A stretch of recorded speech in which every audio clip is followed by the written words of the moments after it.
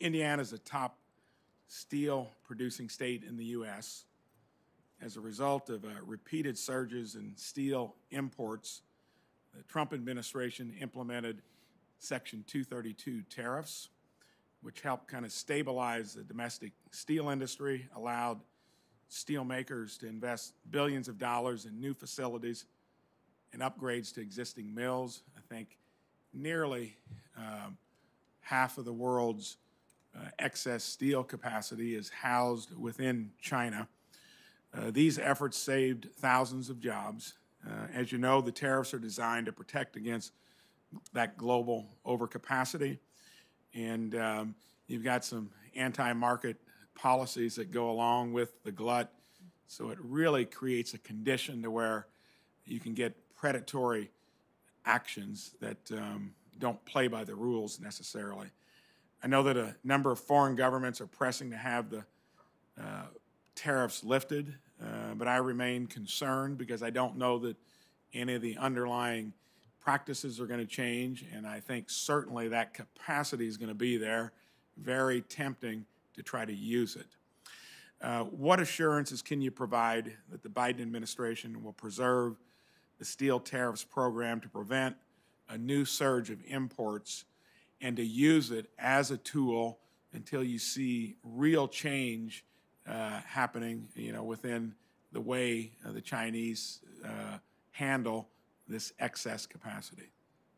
Senator Braun, that is a really critical question because the 232 tariffs are very much on everyone's minds because of the tariffs themselves and also because of retaliatory actions that our trading partners have taken, including on Tennessee whiskey, as we just heard from Senator Hagerty.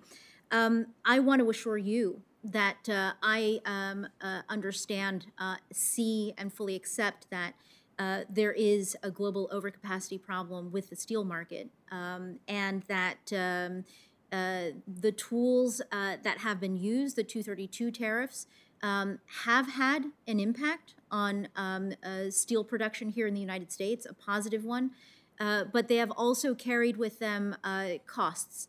And so, for the Biden administration, as the U.S. Trade Representative, my focus is to figure out how we improve and the effectiveness of the tools that we use in support of American steelmaking, but to try to address some of the unintended consequences, I think, in terms of the frictions that this has generated with our trading partners. And so solutions that we come to with our trading partners, I believe, in my core, really have to address the larger issue around the overcapacity in the market.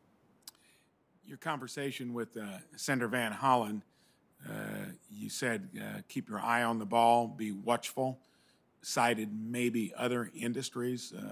Steel's so important to Indiana. Mm-hmm. What would be the top 2 or 3 in order of concern, the other industries that you think we could have similar issues dealing with the Chinese? Senator Braun, I want to be careful here in terms of prioritizing because all of our industries, they're like our children. They're important. They're important to all of us. But let me say this: I think that if you look at trend lines in industrial sectors, and you also look at the ambitions and the policies that China has put forward. In its plans, Made in China 2025, its 13th 5-year plan, 14th 5-year plan, you can mark and see where trends are going to go. And so some of them are because of overcapacity.